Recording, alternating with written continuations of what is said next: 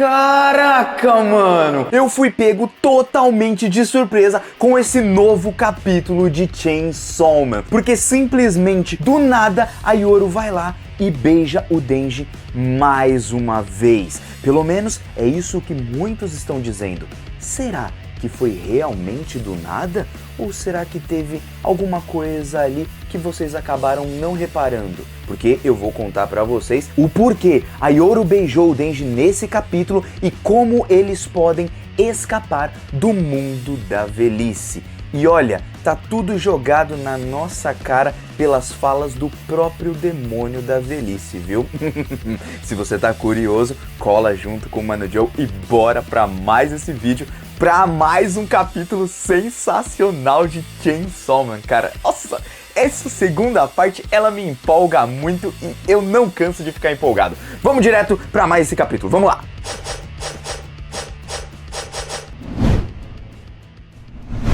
E aí, meus queridos beijoqueiros do canal do Mano Joe, como vocês estão? Eu espero que todos estejam muito bem. E hoje estamos aqui para mais um vídeo de Chainsaw Man. Pessoal, esse final de capítulo com um beijo da Yoru no Denji, mais uma vez, nos mostra um pequeno detalhe que, bom, eu vou explicar ao decorrer de todo o vídeo, é claro, não é? Por isso, sempre fiquem até o final. Muito obrigado a todos que estão compartilhando, comentando e se inscrevendo.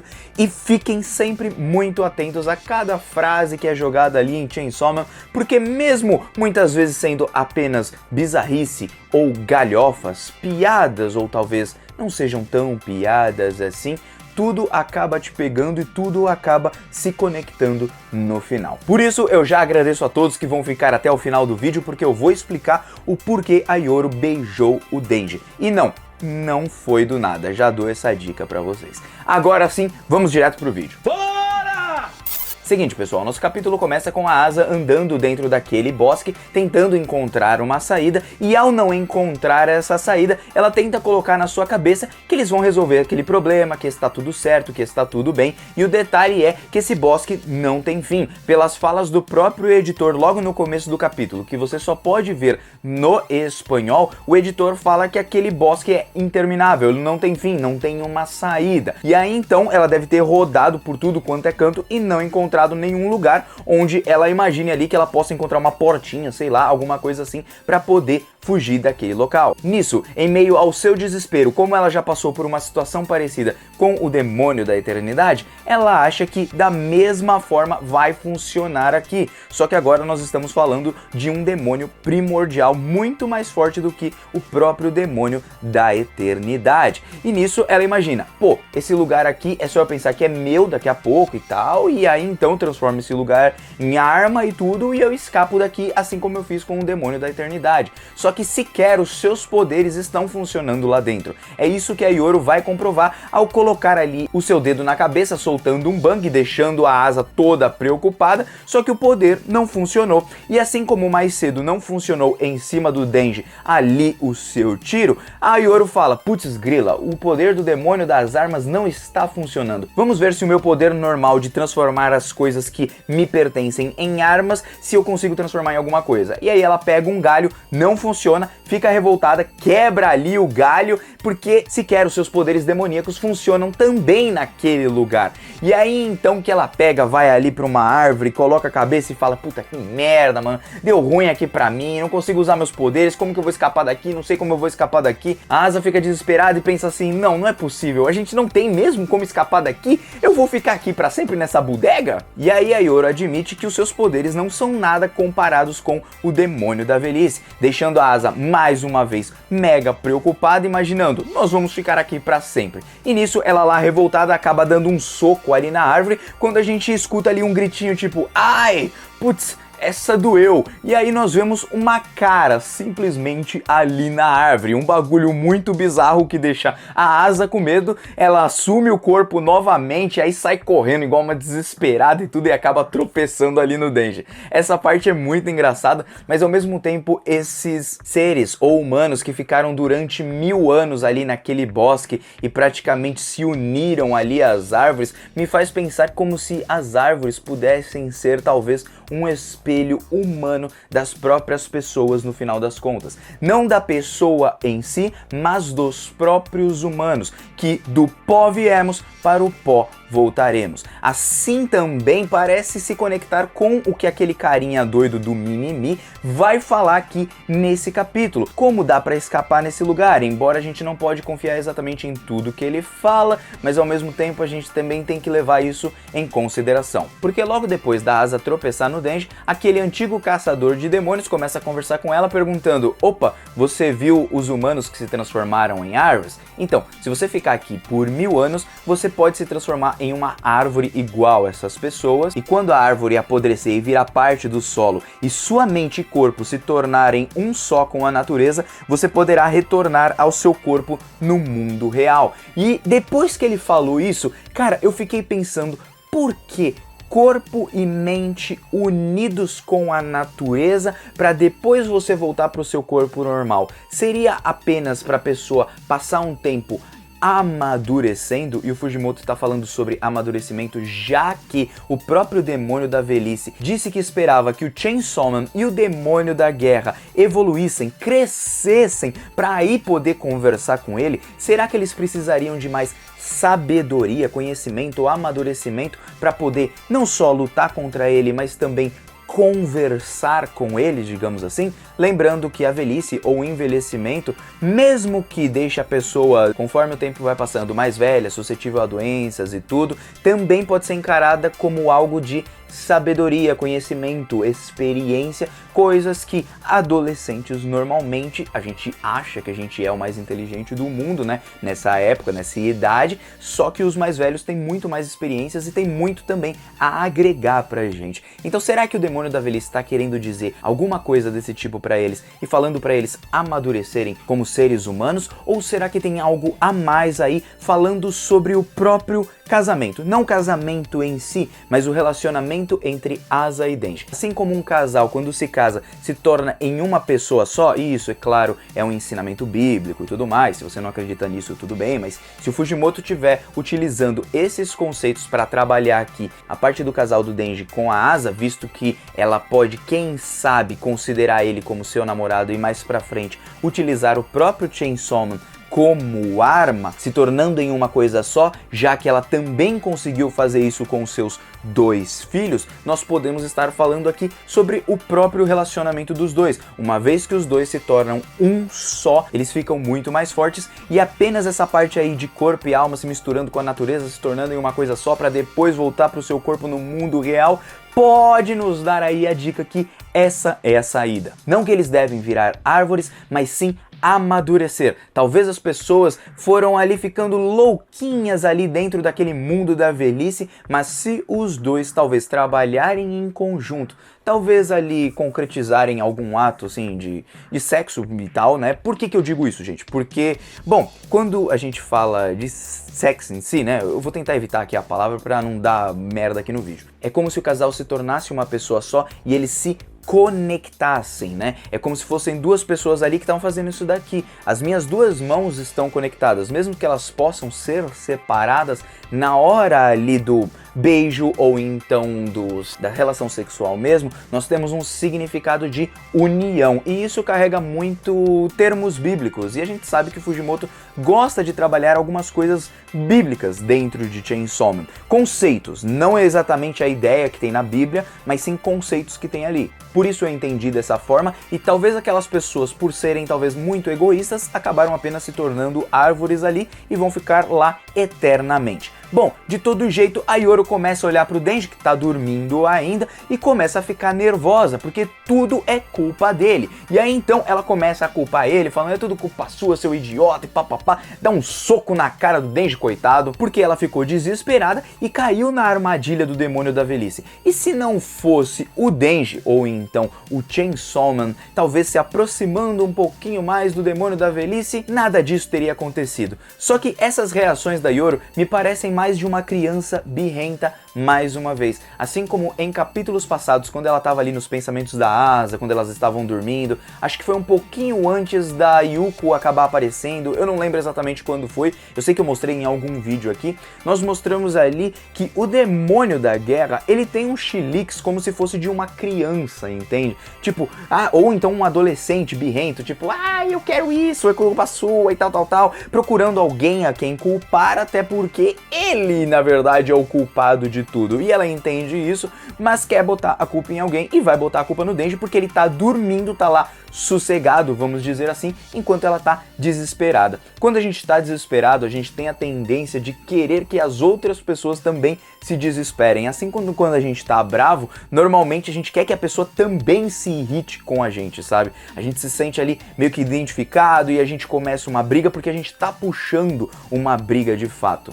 Sentir a dor do outro é algo muito comum nos humanos. Por que eu digo isso? Reparem bem, gente, sempre que vocês assistirem ali um filme, por exemplo, que alguém apanha pra caramba, às vezes você não sente mesmo como se fosse você apanhando ali, você fala, ai caramba, a pessoa tá apanhando ali, né? Pode não ser para alguns de vocês, mas normalmente nós temos essa reação porque o ser humano tem uma empatia inata a ele. E quando eu falo dessa empatia, não é a empatia de você tipo, eu te entendo a sua dor e papapá, porque a dor do outro a gente nunca vai entender de fato, mas nós sentimos sempre que alguma coisa assim acontece. Por isso que muitas pessoas nesse momento também vão ficar tristes pelo Denji estar triste, porque nós sentimos empatia, é uma empatia natural do próprio ser humano. Por isso que depois do soco da Yoru e o sanguinho que começa a sair ali do nariz do Denji, e ele aparentemente já estava escutando mais ou menos as coisas que estavam acontecendo ali, ele começa a chorar e fala assim, pô, isso é verdade, meu, é tudo culpa minha, todo mundo que fica ao meu redor acaba ficando infeliz, eu sou um merda, eu tenho que ficar aqui refletindo eternamente como se fosse uma criança de castigo, vou me transformar numa árvore,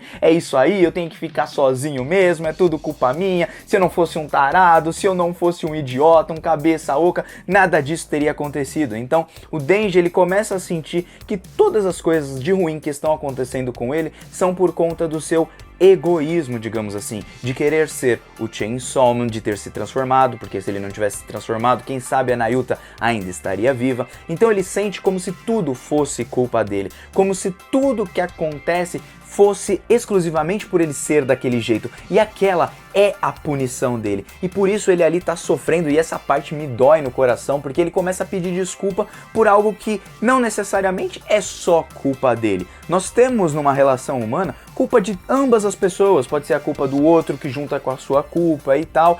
Às vezes não é culpa sua de alguma coisa, mas às vezes você também tem uma parcelinha ali. Basta a gente olhar para nós mesmos, fazermos uma autoanálise para entender isso de fato. E é isso que eu gosto assim em Chainsaw Man, mesmo que entre muitas galhofas ali. Só que aí o Denji, sofrendo pra caramba, começa a mexer um pouquinho com a Yoru e com a própria Asa, lembrando que elas compartilham dos mesmos sentimentos, e nós ainda temos uma coisa aqui que fica em dúvida. Será que o Chainsaw Man rejeitou o demônio da guerra no passado e por essa rejeição ela ficou tão revoltada com ele a ponto de querer derrotá-lo e querer se tornar agora o demônio mais forte e tudo e papapá, e tem um passado entre eles, e a Yoru já era apaixonada também pelo Chainsaw Man em si, lembrando que o demônio do controle queria ter uma relação familiar com ele, né? Sempre muito mais próxima ali na parte 1. Será que agora o demônio da guerra teria algo relacionado a isso também, só que mais pro lado romântico da coisa? Bom, de todo jeito nós não sabemos, só que tem também aqui um detalhe, gente.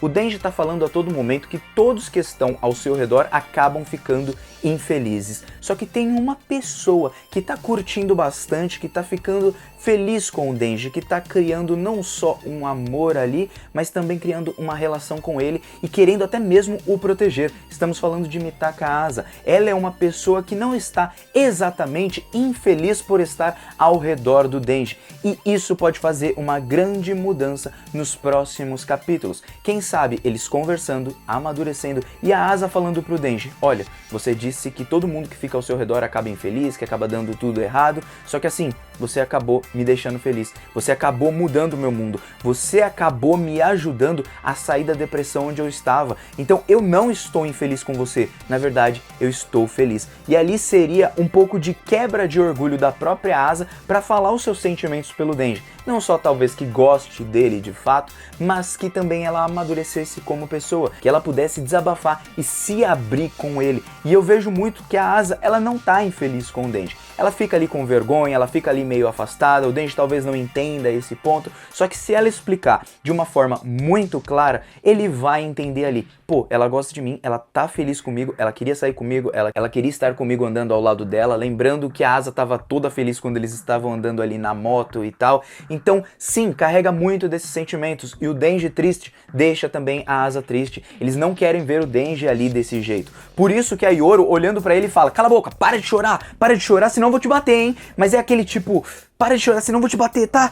Ai, caramba, eu vou te bater, viu? Se você... Sabe, é aquele negócio... Cara, não chora, por favor, eu tô me sentindo mal por você. E aí o Denji fala: foi mal, desculpa e tudo. Ele não para de chorar, e aí ela tá pronta ali pra dar mais um soco nele, quando ela vai lá e dá um beijo nele.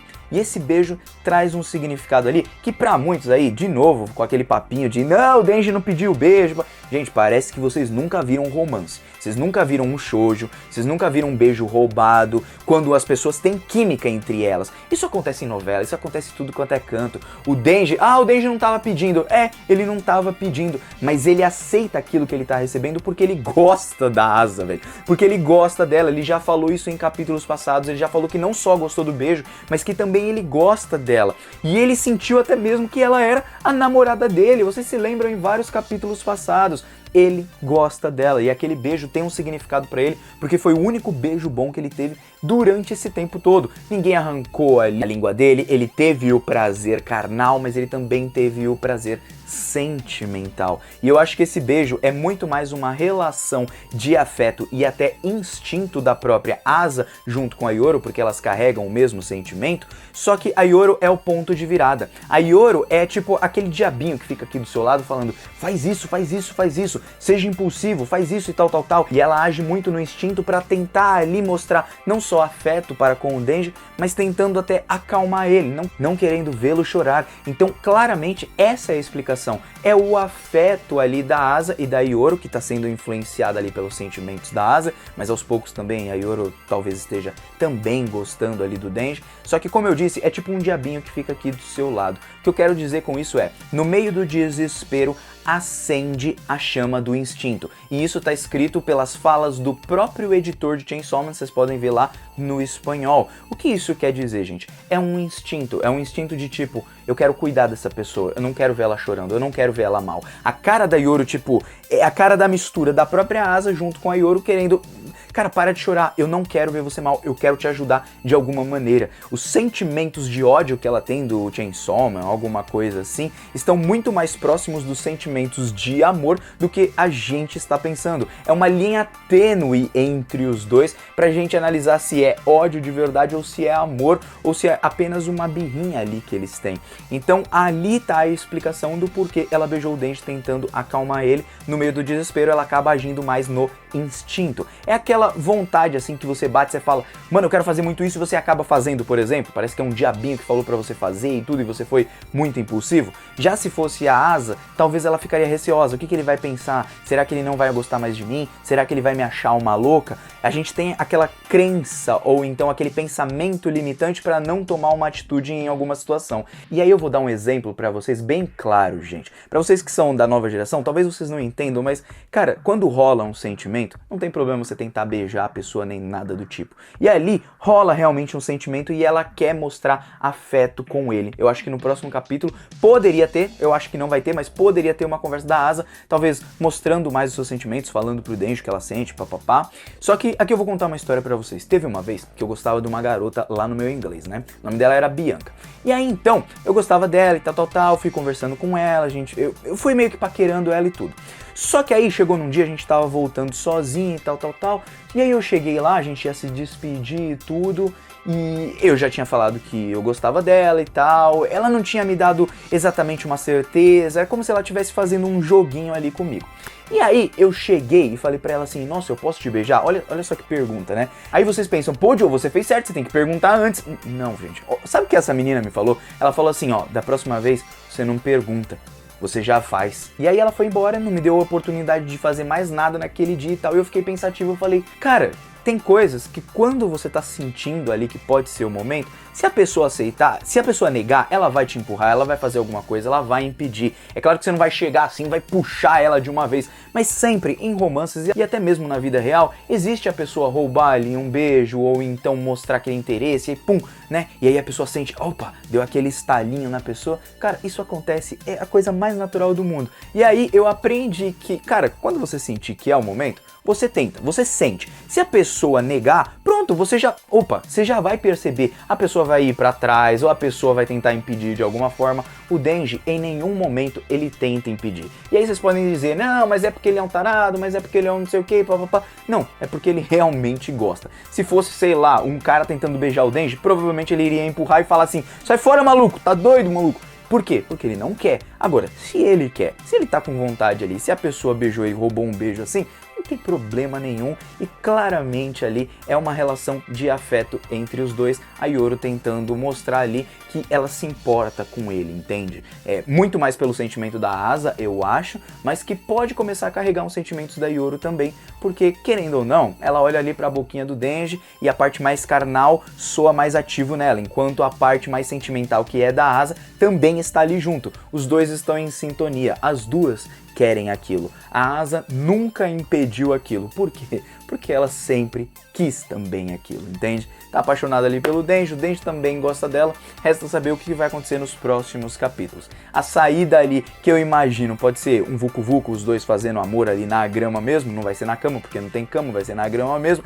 mas pode ser que isso não tenha nada a ver e eles arrumem uma outra forma de escapar. Eu sei que as falas do Demônio da Velhice nos trazem essa dica, que os dois têm que amadurecer muito para poder falar com o Demônio da Velhice, para poder se comparar a ele, digamos assim. Talvez falte amadurecimento, que eles saiam um pouquinho dessa vibe meio adolescente e cresçam como pessoa. Talvez durante esse tempo, dentro daquele mundo onde as pessoas não envelhecem, não acontece nada desse tipo, eles podem ali acabar se conhecendo melhor e amadurecendo um pouco. Talvez não tanto que a gente imagina, mas ainda assim bastante, podem amadurecer muito. Resta saber como isso realmente vai acontecer, não é?